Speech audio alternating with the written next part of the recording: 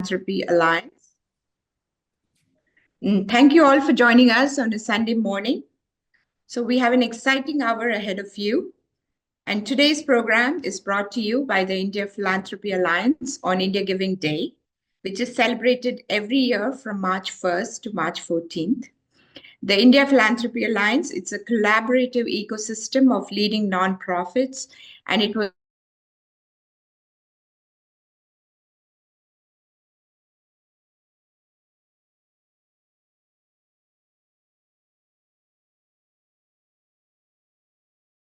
to India. So in 2024, we had raised $5.5 million for development programs in India by 33 participating organizations. This year, the number is 36, and with your support, we hope to raise even more. So we invite you to join us on indiagivingday.org, where we build friendships, engage in philanthropy, connect, and inspire each other. So my name is Nirmala Garimella, and today it's my distinct honor and delight to present to you Saira Malhotra, a classically trained chef, celebrated food writer, and a dynamic on-camera personality. So I have been interacting with Saira recently, and I have found that she shares a passion for bringing culinary stories to life. As the co-founder of Dancing Elephant, an Ayurvedic food line, she has reimagined ancient wellness traditions for the modern pantry, offering ready-to-cook khichdi mixes that nourish both body and soul. Recognized in the New York Times, TV Asia, the Washington Post, and on the Food Network, Saira also leads cooking classes like the one we're going to see today, create immersive food experiences, and develops programs around mindfulness and cooking. Her work beautifully blends creativity, storytelling, and a deep love for connecting people through the joy of food, and today especially with the joy of giving. So Saira will be cooking two dishes today for us, and you may have all received the recipes. So you can cook along with her, which is very exciting. So soon after her cooking session, we'll open it up for any Q&As, and please free to post and chat and take pictures of your dish. So let's get cooking. So my fellow co-chefs, please welcome Saira Malhotra. Over to you, Saira. Thank you, Nirmala. Hi, everyone. It is so nice to break bread with you across a screen today. On a Sunday, as Nirmala said, I can't think of a better way to spend your Sunday morning, and your home's about to smell really good if you're cooking along with me. And so just to go into a little bit of the menu. So a lot of my work is I personally get really excited when I can take a dish and sort of deconstruct it and sort of reimagine the dish. And so something that I grew up loving eating was samosas and then all kinds of barbecues and tikkas. Now, I remember when I was young, my nanima would sit there and she would roll out each individual sheet for a samosa, which would then become the wrapper. And I would just look at her and think, wow, I love this, but there's just no way I'm doing it. So fast forward many years now as a chef in New York, I do love those flavors, and I do love the idea of eating a nice hot samosa, especially when the weather's really cold, with a great cup of chai, which is made by my husband. And we just sort of catch up and, just have a bit of a lazy time over the weekend. However, I do not roll out the pastry. I actually have a little hack for it, which we're going to go into a bit later on. And then the second dish that I'm doing is a basil paneer tikka. Now, again, for me, I love the idea of, a nice sort of juicy paneer tikka. But I also like the idea of bringing other flavors in, which really represents how a lot of us eat today. We eat in a way that's a bit more sort of crossing boundaries, and could be Italian one day, it could be Chinese the next. And so how do we bring those elements into our own kitchen? And so for me, this idea, and having lived in Italy for a while, was just sort of like, how can we recreate this feeling of a tomato mozzarella basil salad. Now this is warm, so it's a warm dish, but it's a take on that. And so, you know, it's bright, it's refreshing. Something that, you know, if I'm doing an Italian inspired spread, that could be on the table. But if I'm also doing Indian food, I could serve it up exactly the same way.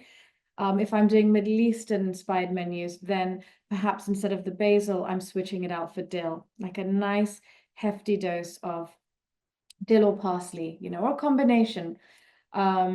So with that, we're going to get started. I hope some of you are joining me today and cooking along. And I hope that by the end of the class, I mean, I have a super chill sort of setup. And if you have questions, I know Dana's going to be kindly sharing those questions with me if you're cooking along. For those cooking along, my request is just to make this really fun, go ahead and put some of your pictures of your dishes on the chat. I think that'll be fun to sort of, you know, exchange notes over. So to get started, I'm just going to walk you through my samosa ingredients because we're going to start with that. So here I have my ginger. I have some sliced onions, just thinly diced onions. You know, you don't want anything too chunky in this because you then have to fill the samosa and you want to be able to really pack it in with some great filling. I have my steamed and cooled potatoes. I use one medium-sized potato, and you know you can see a pretty fine dice on that. And then of course my frozen peas. Now, if you don't have frozen peas, if you have like frozen mixed vegetables, it's all good. You can be as creative as you want with this dish. Ultimately, I like to see these dishes as a template, and then you can really take it in many different directions. You could make a samosa inspired, you know, pizza where you could put in mozzarella, fresh basil again, some fresh de-seeded tomatoes, some capsicums. So this gives you a lot of freedom to go in a few different directions. So we're going to start off by sauteing our vegetables, just to really bring out the flavors, let the spices bloom, but also because we're using frozen peas, and if you are using a frozen vegetable, you want to sear off the vegetables and sort of remove that moisture, because that will make it easier for you to handle the filling when it's time to fill your pastry cones. Okay, so let me know if you can't see anything clearly.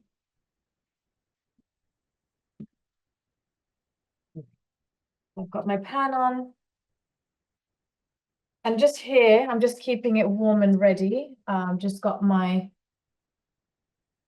oil for the frying. So I'm putting about a tablespoon of oil. We don't want it to be an oily filling.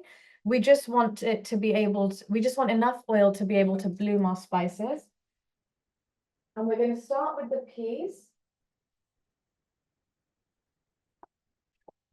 And then followed by, just get that pan nice and warm. So we're going to start with the peas, followed by our spices, which the dry heat will really let that spice open up in the oil. And then we'll add the potatoes, and at the end we'll add our onions and ginger, because we want a bit of texture to our onions. So we don't want it to be fully sort of softened, but we do want to remove some of that raw taste. Get that heat up and get ready with my spices.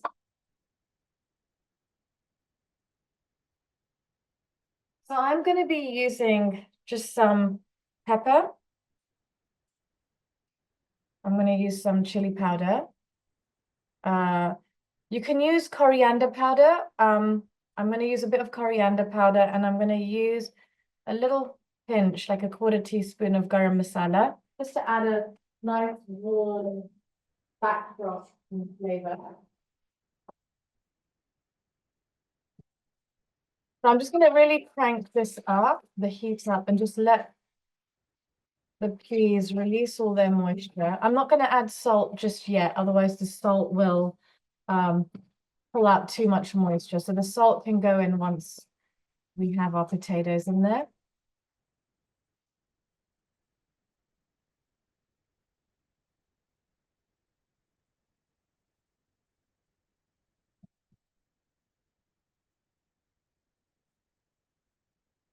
And it's really lovely to do it in this order because now the spices are getting really nice and toasty, and they're intensifying the savoriness of the peas, because they have a natural sweetness, which is really nice. But when you add these dry spices, it becomes a really lovely contrast.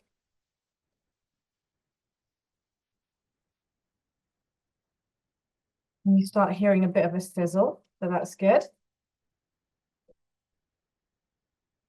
I'm gonna add a drop more oil. Again, not to make it greasy, but just to have enough oil to allow for some movement.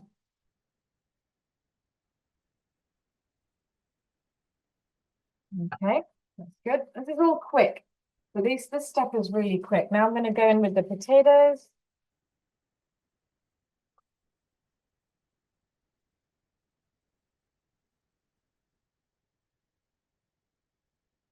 And what I love about using potatoes is there's a little bit of a starch that sort of breaks down a bit as you saute these ingredients together. And that gives it a nice cohesive texture. So if you don't see that happening, just feel free to press in a couple of places. You don't want to break down all the potatoes, but maybe like a tablespoon's worth. You can just kind of press some of it down to release the starches. Okay, I'm going to add my salt to season.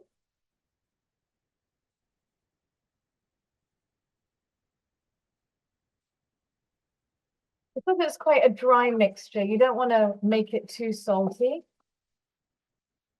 Smells really good already. Okay, that's pretty much ready to wrap up. Okay, and now I'm going to add my ginger, my onion, my cilantro.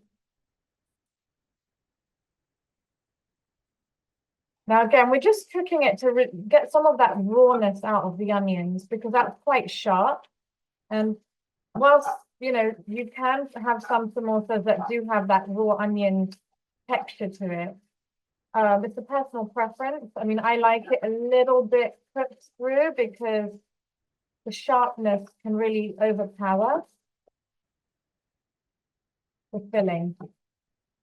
You've got some lovely diced pieces of ginger, which adds this really lovely warmth and character. So we're big ginger people in our household, and we like biting on bits of ginger, but if you like the flavor but not the sharpness, then you can always add it grated. Getting a little bit of a wilt on those onions, and then they're going to be ready to go.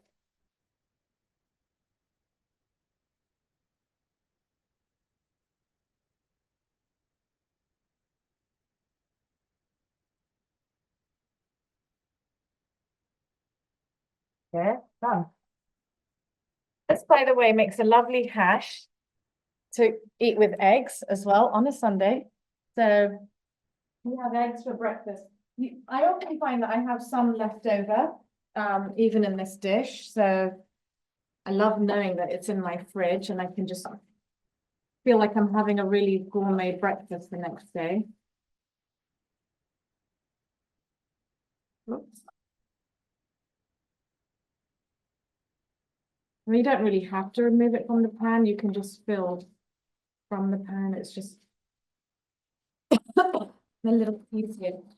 Now there is a sharpness that comes from the dry cooking, as you can hear from my cough, the dry cooking of the spices, which is really nice in the dish, but it does kind of catch your throat a bit. Okay.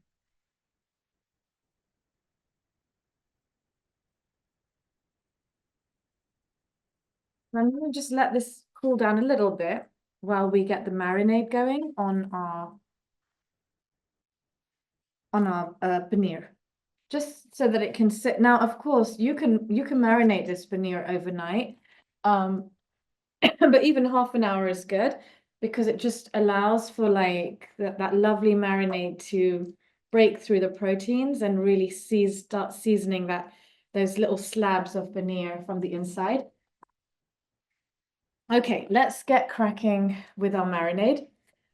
So I have some Greek yogurt here. Why Greek yogurt? Because Greek yogurt is fabulous for marinating for Indian barbecue food, whether it's chicken, whether it's lamb, whether it's paneer. There's a lot less water content. I mean, the water content's pretty much removed. And so what it does is it really sort of lets that marinade cling to the paneer. And also the protein content makes for beautiful caramelization. So when you put it in the oven and you pull it out, sometimes if you use regular yogurt like desi dahi or just any of the 5-star brown cow, the moisture content doesn't allow for that caramelization to the same extent. So we're going in with our yogurt. I've got all my near ingredients ready here. Just going to throw in my basil leaves, and I'm going to keep some. I've kept some aside for just a fresh pop of flavor. So when basil cooks, it has a lovely mellow flavor. It almost feels like a different herb to what it's like when it's fresh. But when it's fresh, it's so delicious too. So we want to celebrate both. Okay, if you get a few stems in there, that's okay. It's not a particularly fibrous stem, so it's totally fine. Okay, so we have our paneer. We've got the basil. I'm going to put a green chili into this. Oh, I can just add it.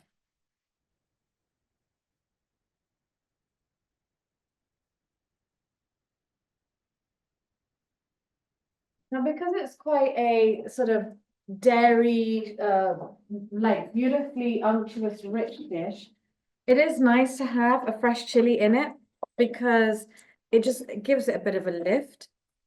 But again, if you don't like it hot, that's totally fine. You can skip it.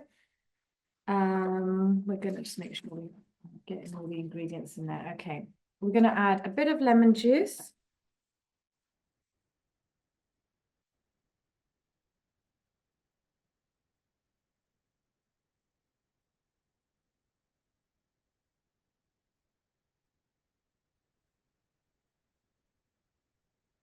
I'm gonna add some white pepper and salt. I mean, you can use black pepper for sure.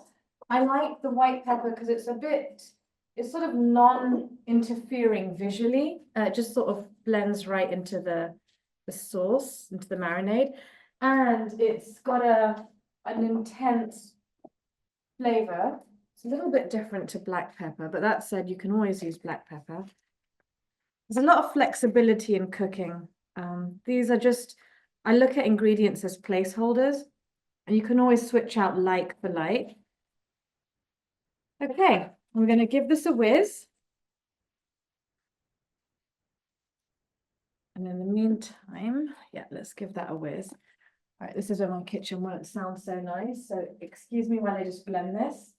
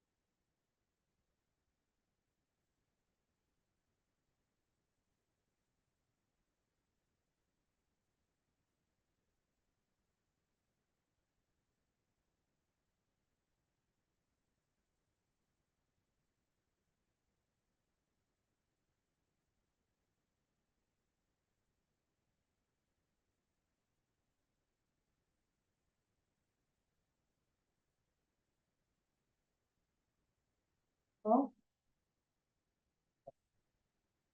Right, so I have my basil Greek yogurt marinade. And so now I'm just going to get this into a mixing bowl.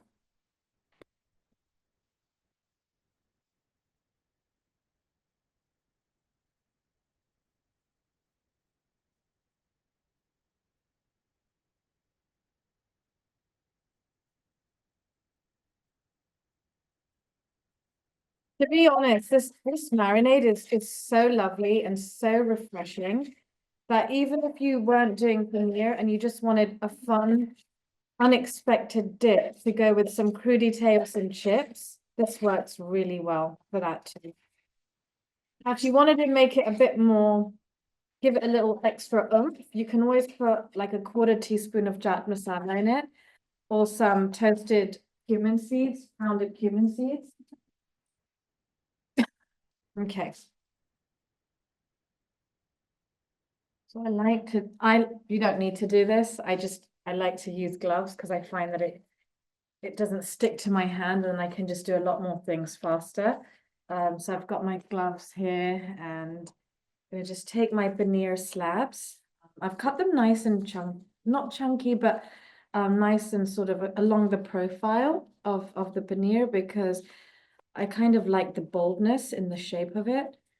And also it holds its shape better when it's being marinated. So you just want to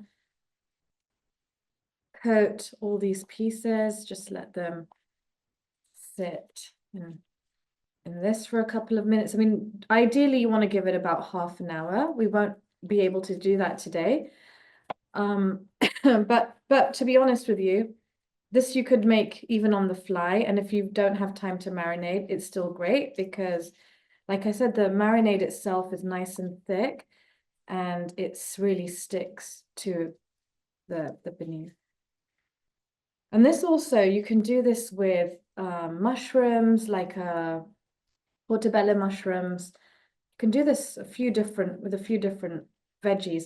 Now I've got these beautiful vine tomatoes. I'm just going to give it a little bit of marinade.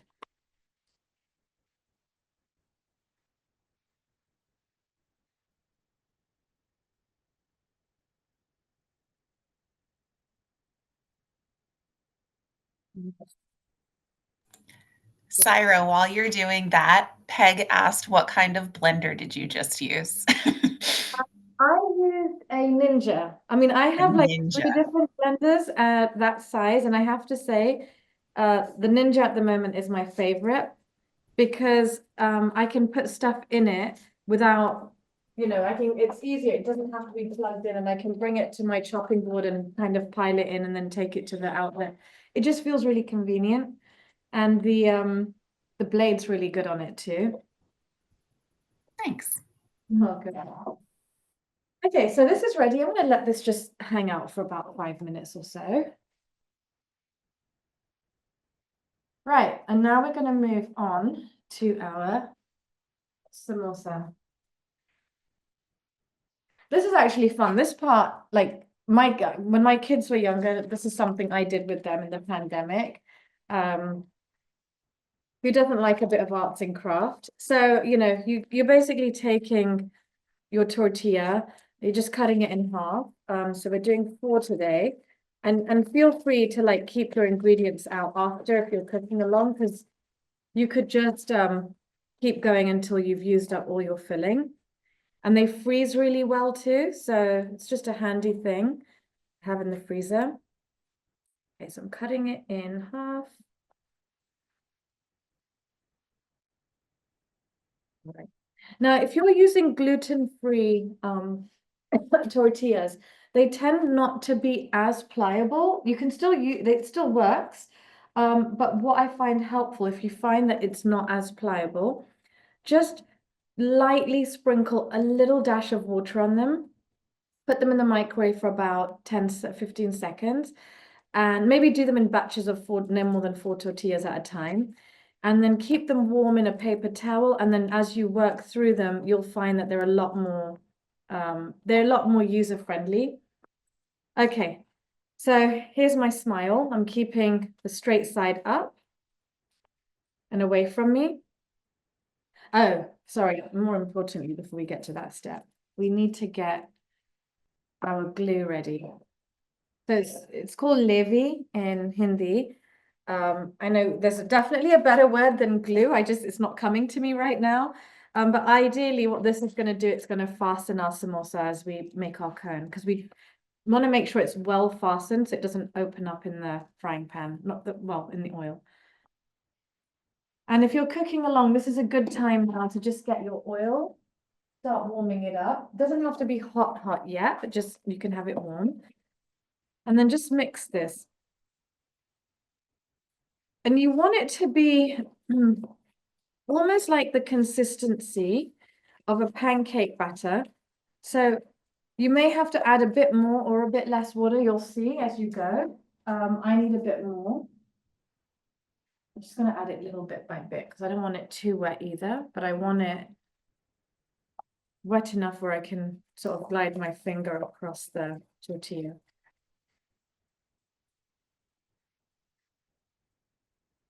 So again, if you're using gluten-free ingredients, I'm using all-purpose flour. You can also use like an all-purpose gluten-free flour because it will give you that nice thickness that you need. Cornstarch can be a little bit more finicky to work with, but you know, it still works. You'll just have to play around with the water quantity a bit more. Right, so this is ready. So now let me get all my samosa ingredients gathered. Spot, I've got my filling here. Spoon for my filling, because once you start like making your cones and so forth, you'll see your hands are going to get dirty pretty quickly, and it just gets all hard and chaotic. So I'm just going to keep one finger because I know we're going to go there where it is going to get a little bit messy. One finger for my wet ingredients, and then you want to keep one hand dry because it just makes it easier to fold things. So we're making a cone. Now, it's one of those weird things. You just want to make a cone. When you try and write down the steps on a recipe sheet, it creates a lot of overthinking in the mind. So just basically, this is ultimately what we're going with, is a cone that can be filled and then fastened. So what we're going to do is take our index finger, just run it across the straight edge. Okay, and now we're doing the cone. So now one side gets to stick down on part of the tortilla, and then the other side flaps over. And you just want to make sure you're closing the bottom, the hole in the bottom, with enough of the flap. And now here we have our, we had just applied some glue here. So we are going to fasten it down, but then we will also have this flap in between. So go ahead and fasten it down. And I like to make all my cones before I start filling because it's just a little more, feels a bit more organized. And now you've got a little bit of that flap, which you want to close. So you see, I have my cone and the flap is closed on the front.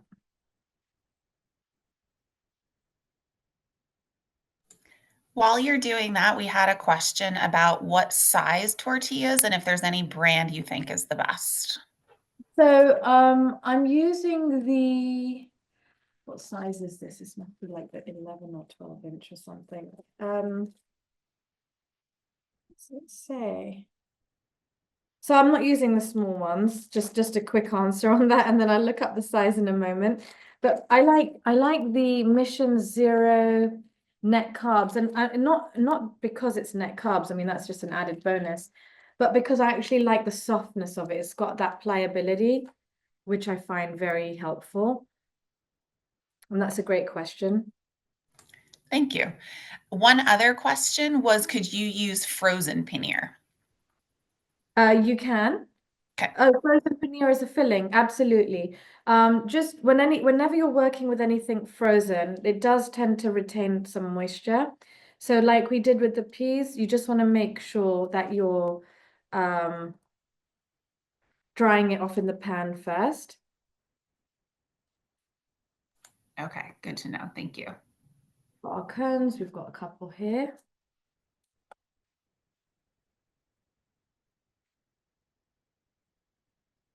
I've made this with corn in the past as well. Frozen corn comes out really nice. I mean, really, you could go really creative with what you put inside. Sweet potato.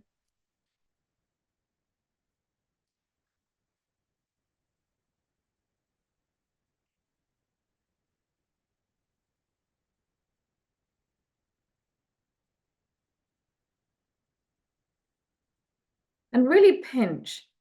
Don't be afraid to really pinch. You'll feel how pliable it is. It starts to feel like dough again because you really want to fasten these shut, and you really have to kind of press it so that it stays closed. It's really forgiving working with these tortillas.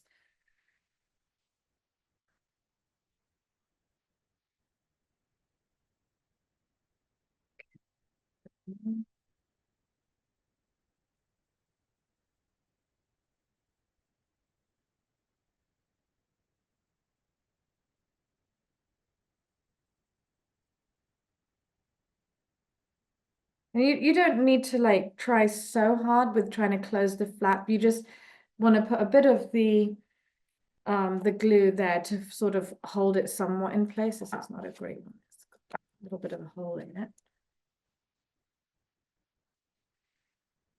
Yeah, ideally you don't want your tortillas to, you want them to be nice and without any kind of holes, because that's also going to allow the oil to seep in, just makes it a bit more greasy, and you have the risk of it opening up. Now, could you make this in the air fryer? Absolutely. You can just brush it with a bit of fat of your choice. So whether it's ghee, whether it's oil. However, it's a lot tastier when it's fried. Just, it is what it is.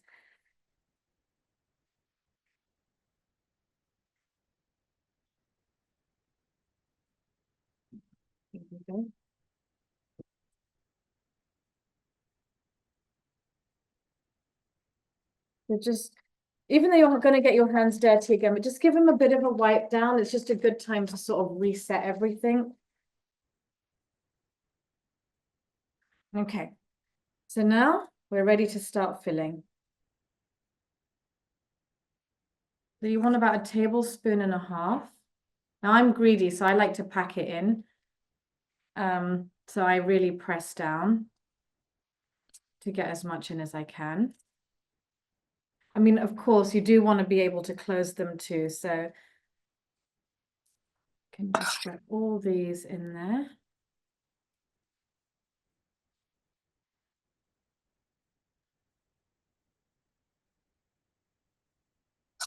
Open up the mouth. Just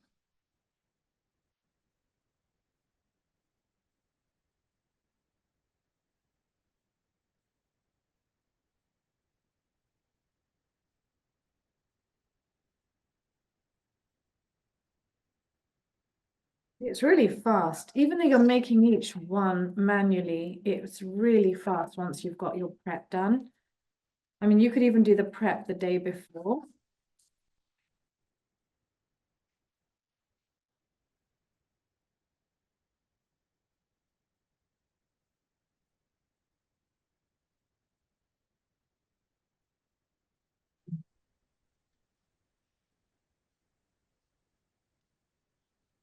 Okay.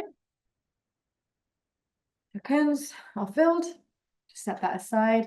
That, like I said before, is great on eggs the next under eggs the next day. Or you can put it in a toasty. I mean, you could do so much with that. Okay, so now just with your finger, just press it down, because you know that you're fastening this sort of mouth together.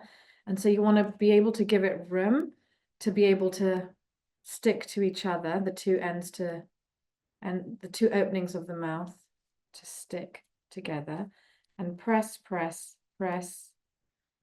It's nice and fastened. Again, I'm just pressing down. And you only need to do one side of the lip, not both, because then you'll have something so slippery and greasy that they won't actually stick together. So just one side of the opening. Keep a tissue on hand, because as you press down, your fingers can start to get a bit of that grease, and then you need to get that dried off so that you can easily pinch together.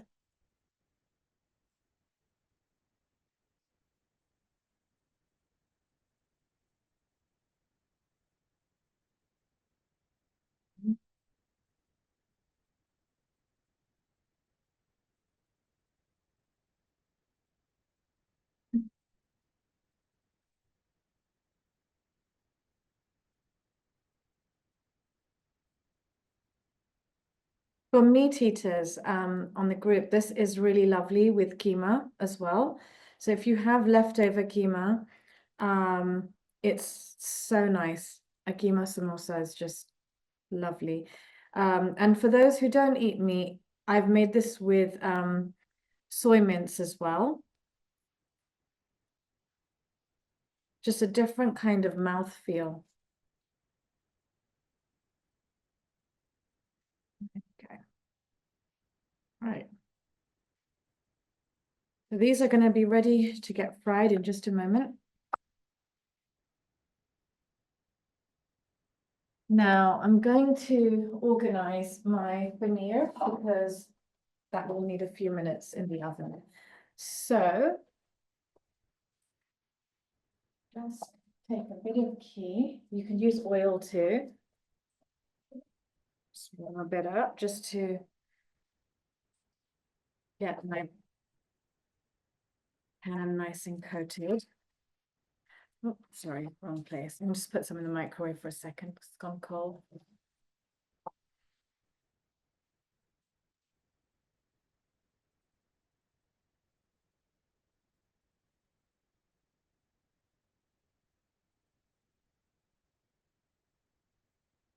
The base of the pan.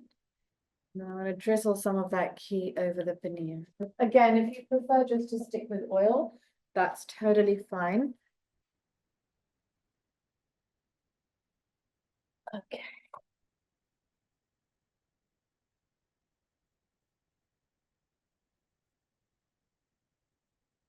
So now I'm going to set my oven to broil. So these are all cooked ingredients. So you're not necessarily cooking it through, you're just caramelizing that yogurt a bit, bringing some good color to it, and it's ready to eat.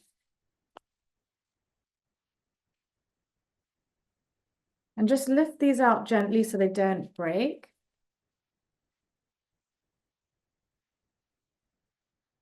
Again, for the non-veg community online today, like you can totally also do this with chicken.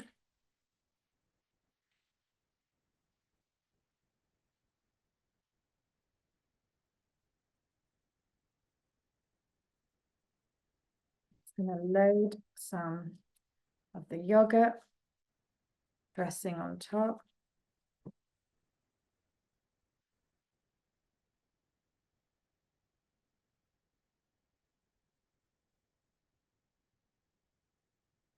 I still have a little more, just about a tablespoon worth here. I'll keep that aside and then I'll brush. Yeah, and I'll use some of that because it's fine. If you're using chicken, you wouldn't be able to do that, but with the paneer, you absolutely can. Okay, I'm just going to drizzle some of this lovely ghee just around.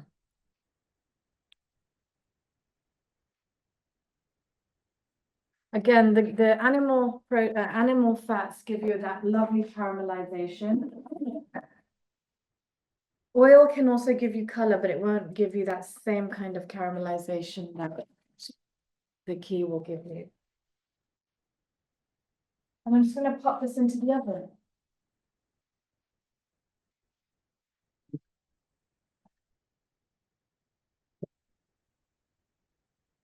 Right. Now for the fun part. Okay.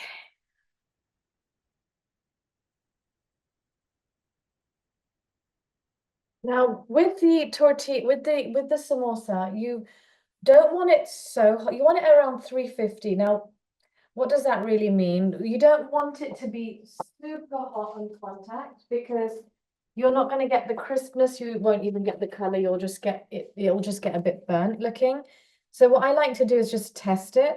You also don't want it to be cold, like warm, because nothing's going to happen and it's going to absorb so much more oil than it needs to.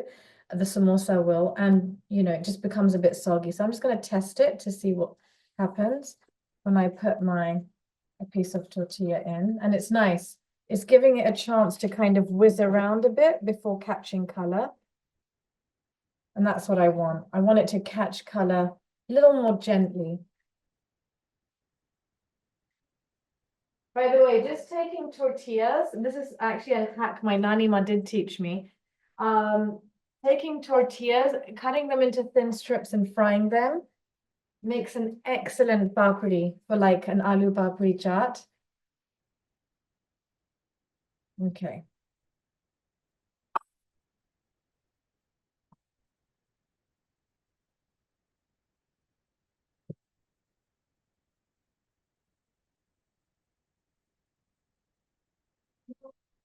It's not frying. You want to go a little, you don't want to put too many samosas in at once because it takes away your control. And when you're working with hot oil, you want a bit of control. So now just as you lower these in, like maybe 2 or 3 at a time, some of these may open up a little bit again. So just go ahead and just pinch them together again. It will be fine. And then just gently lower them in. Just go with one first, so you get a feel for it.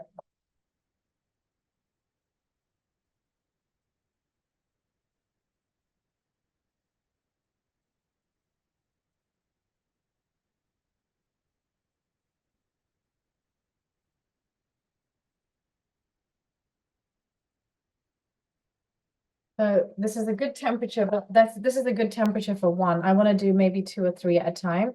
So I'm going to go a bit higher on my heat because as I add more samosas to the oil, it's going to cool down the oil. So I want to just account for that. And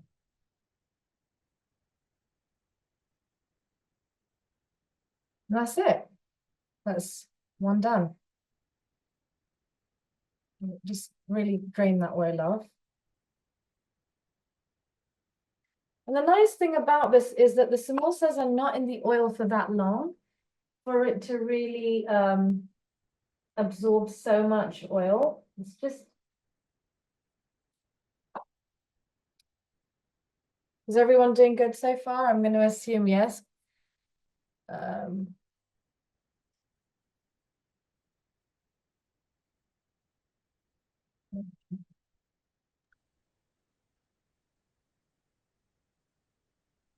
Right.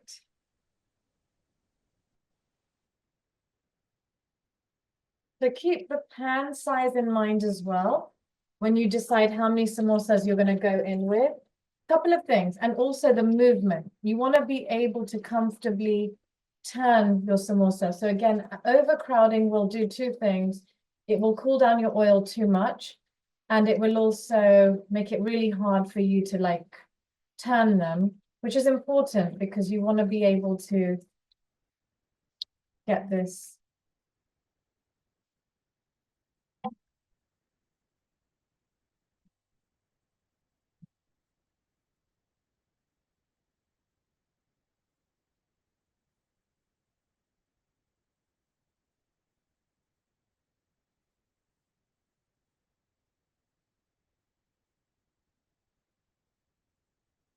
A little bit more.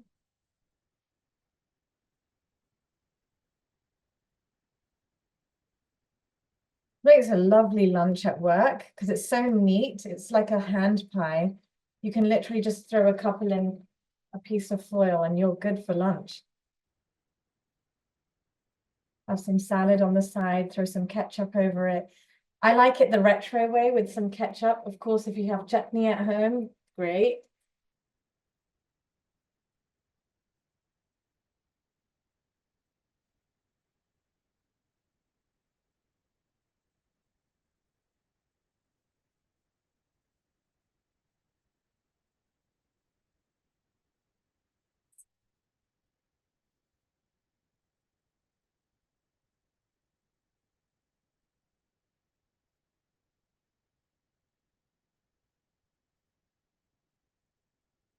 So once you start working the oil, like each batch, you start finding that the oil becomes a bit more responsive, a bit faster because it's building residual heat. So you'll keep them in for even less time as you go along.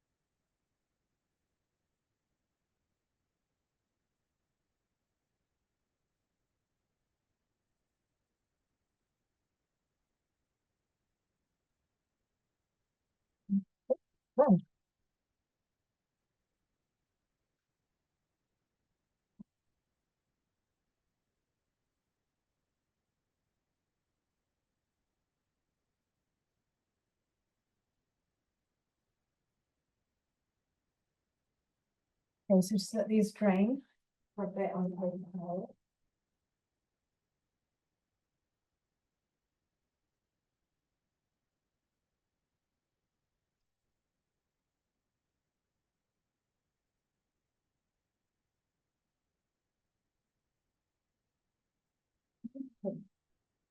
You may want to give your mozzarella tomato still will have a couple of minutes to go, but you may want to just take a peek and see what's going on in there just to make sure that every pan is a little different and you every oven's a little different. So you just want to, some broil settings kind of take it fast, really take it forward really fast.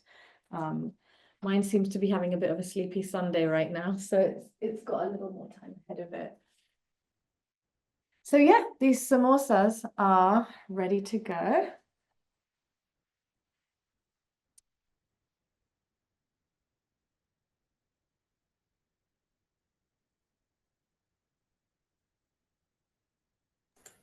We have some feedback that the cone folding was so easy, and another suggestion to add sriracha to the ketchup.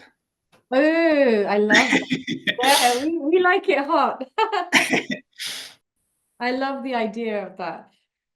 And again, it's like, you know, if you can be resourceful in the kitchen and not have to think about, okay, now what condiment am I going to make? You don't have to make everything. Like some things can be just assembled in a smart way. I love the idea of adding sriracha because it gives that sweetness a bit of a kick. Tamarind is good. So tomato ketchup kind of feels a bit tamarind-ish. Which garam masala do I use? I use one by a brand called National, or I get it from Delhi. I get Rupak's, but I do believe you can now find that in the the Asian stores here as well. And sometimes if I'm feeling really adventurous, I make it at home. But again, for many years, my nanima would send me garam masala from London and it would just last forever. And I think that so many of us have, you know, there's one or two seasoning blends that come from the family that are made at home. So for me, I found National the closest to what I was accustomed to using when I was growing up. And it's also, you know, garam masala, I think if you have a really nice one, it's such a helpful blend to have in your pantry, whether you're making Indian food, South Asian food or not. You know, last week I was just sort of a bit lazy to cook for myself, so I just threw some over a piece of fish and some vegetables, and I just threw it into the oven. And dinner just felt so tasty and so effortless. So some of these seasoning blends, just to keep them on hand, are great.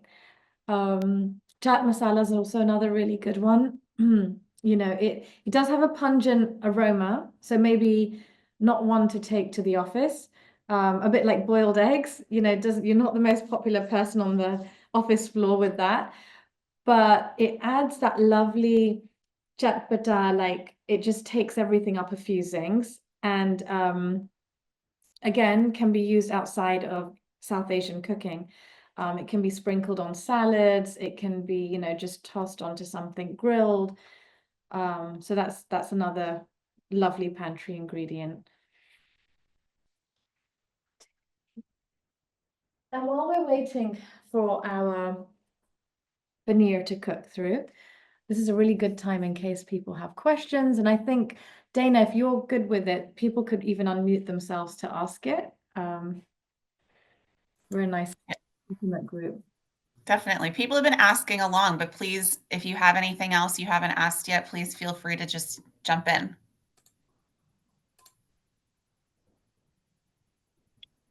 Saira, I just want to say how fascinating it is to watch a cooking show along with, you know, your gentle way of explaining things. Thank you. I was following along and I made a samosa here Oh, just fun. now along with you. Oh, I love it. Did you try it? Yes, I did, but I have to tell you, I used almond flour tortillas because I have a gluten allergy, and thank you for letting us know the substitutes. But I just wanted to share and let everybody else ask questions. With the almond tortilla? It was a little tough. Yeah. I just had to use rice paste because I didn't have anything else, but it's pretty good. I mean, I thought it came out well. That looks fantastic. Wait, the Yeah. color is lovely too. And Sorry. your color is lovely as well on your Yeah, samosa. thank you. Yeah. Also, the key is if you can fasten it, which you can, it just takes a little bit of kind of playing around with the consistency of the glue and a bit of hard pressing because Yeah, the almond cookie is a little bit more brittle compared to the it flour. is. It Yeah, is. Absolutely. You're right. you can get there, which is the key. Yeah. Because then you see this other one that I made, which is all falling apart. Yeah. Yeah, absolutely. So as you're frying them, and for those of you who are also using a non-floured tortilla, just you'll have to keep pressing them, like even as you're dropping them into the or putting them into the oil, because they can open up a bit again. But once they're in the oil and they're pretty well Yeah, together, they seal up very quickly as well. So, right. yeah. Sorry, Rita, do you have a question? Because you're on mute.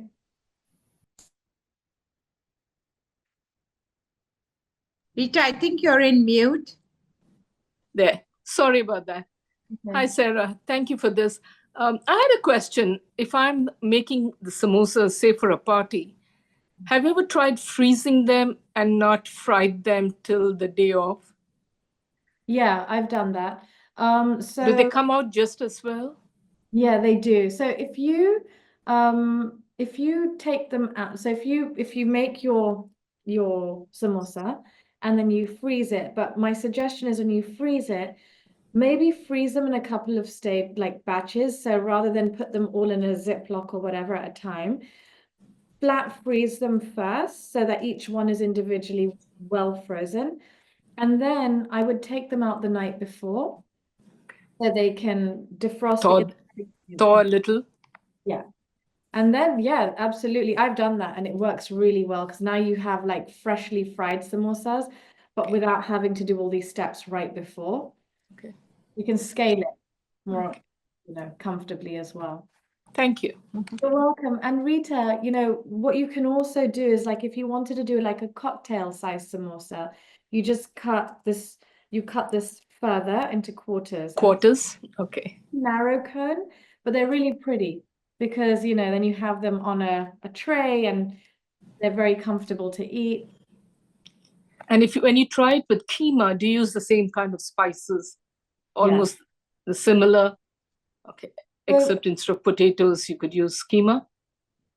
definitely. It's really nice with keema. So if I was like doing it from a leftover keema curry, that I would dry off and then fill. But if I was going to make that in bulk, I would actually keep my keema totally dry. I would make it samosa. So it's very grainy. And there's no like sauce in it, like tomatoes or anything. But for immediate eating, you can do it that way. Okay. Thank you. Welcome. I have a question. I'm brand new to deep fry anything. Yeah. How long can you keep the oil and use it again for a You deep fry, or do you need to kind of get rid of it right away? No, you can keep it for a few months, like Oh, quite a few wonderful. months actually. So ideally, you want to strain it. If anything, kind of, if it got a bit messy or sometimes flour falls in and it gets a little heavier. So you want to Mhm. strain it, and then you can keep that for months. So Oh, long as there's no smell coming from it, which there won't be. mhm. Personally, and I know people do it, but personally, I prefer to if it's a meat, if I fried something that had meat in it, I prefer not to reuse that. But I Mhm. know people do it. My mum has reused like a samosa with meat in it, but which is also fine because it's also encased in the pastry. But if I was doing like a fish pakora, I probably wouldn't keep that oil. Mhm. It'll just have Mhm. an aroma. It's safe, it's food Right. safe. Mm. Thank you. Welcome. Let's take a peek. You may all want to take a peek at your veneer if you're.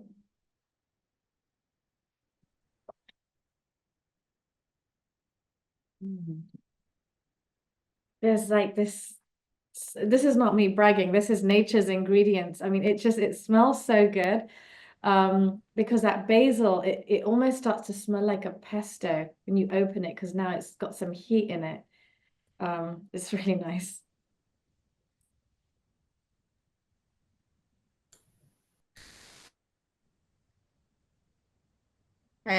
Before the real tasty, delicious, aromatic paneer comes out, I do want to thank you, Sarah, because you have been such a wonderful ambassador for the India Giving Day, and you have given so generously your time and your expertise, and we are looking forward to engaging you further. And I do, you know. I think we are all very grateful that you have given your time today on a Sunday morning. So thank you for that. It's an absolute pleasure. And I think we're all together collectively right now. And I think it's so much more than a recipe. I think that we all care deeply about the cause. You're doing some great work. And friends, I can't emphasize enough the importance of your donations, because, it really, and there's too much, too little, there's just nothing. There's any amount is just really helpful, makes a huge difference, and really brings light to people's lives who are a little bit in the dark. So thank you all, because I know that you're all with us today as well, because there's a higher purpose that's guiding us all today. So, and I believe, is that a link in the chat? Yes, it is. It's a page for Saira's fundraising page. So we hope you can all, participate in this and make this very successful. Yeah, for India Give.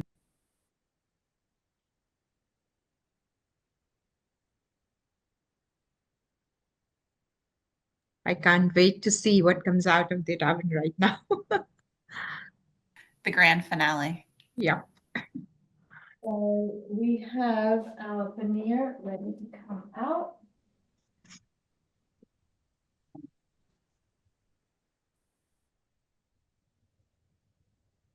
Actually, I didn't think of this before, but I don't know if some of you saw the feta and tomato in the oven that went viral like last year, and then people were like just literally throwing spaghetti into it.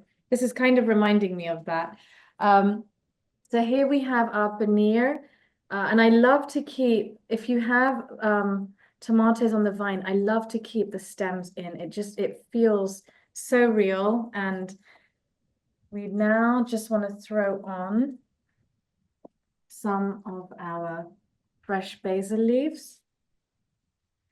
Saira, So we want you to take your phone and take a beautiful photograph of this. Sure. It looks so yummy. Thank you.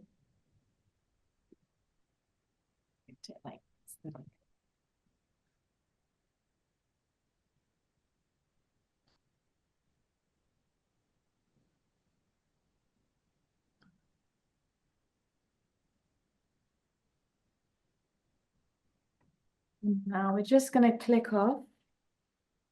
So remember, we had saved some of the marinade. Well, if you don't have any, that's totally fine as well. But we're just gonna kind of get this nice chilled marinade, because it gives lovely contrast of flavors. Just can even dip bread into that and enjoy it. This is lovely with a piece of naan, just to smush into those tomatoes that feel sort of lovely and braised. And now you just want to click off some basil.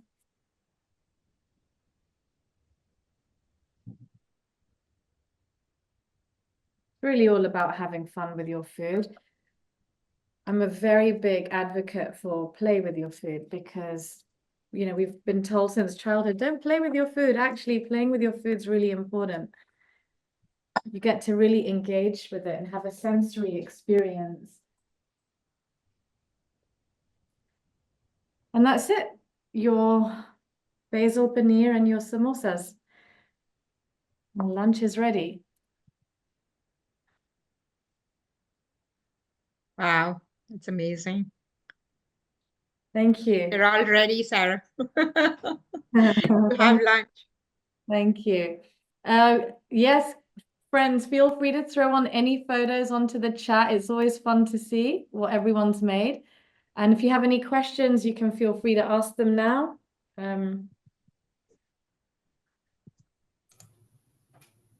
Thank you so much, Saira, for taking your time. Does anyone else have any last questions before we close up this morning? The chat just looks like everyone's celebrating and ready to eat, I think. Wonderful, that's great. I just missed one part, Saira. What was the replacement that you recommended as gluten-free option for the samosa? So you can, there's a lot of, I love Siete brand because they have a lot of really good gluten-free options. They have a cassava, they have almond, they have chickpea flour. I would probably suggest chickpea flour or almond because cassava is a little more brittle. So I think those two will work really well. And you Yeah. see Nirmala's samosa, it looked really good. To be honest, you could never tell the difference. Yeah, I use the Trader Joe tortillas. Okay. Yeah, Okay, it wonderful. good, yes. But I liked your tip on like damping them a bit because they were brittle when I started. Yeah. And if you are gonna do that, just take a few extra minutes in this step because you don't want to heat up the whole stack at once because they're not gonna retain it and they'll get even drier. So just work in batches with those. And once you've shaped and coned and filled them, you're good. Then you can move to the next step. But I do think having that gluten-free all-purpose flour, though I'm actually glad, Nirmala, because the rice flour did work for you, but the all-purpose gluten-free flour, I think it's by Bob Mills. That's really good. Like you Yeah. would. I agree. I think that's a better option. Yeah. Okay, if anyone doesn't have anything else, I think we'll close it there and everyone will go enjoy their lunch now. So, Saira, thank you so much again. And thank you all for joining us. And we hope you continue to participate in India Giving Day events, either online or in your area. So stay tuned to our website. Any India Giving Day event that is open to the public will be posted on our website. So feel free to participate again. Thank you. Thank you, Saira. Goodbye. Bye. Bye-bye. Thank you.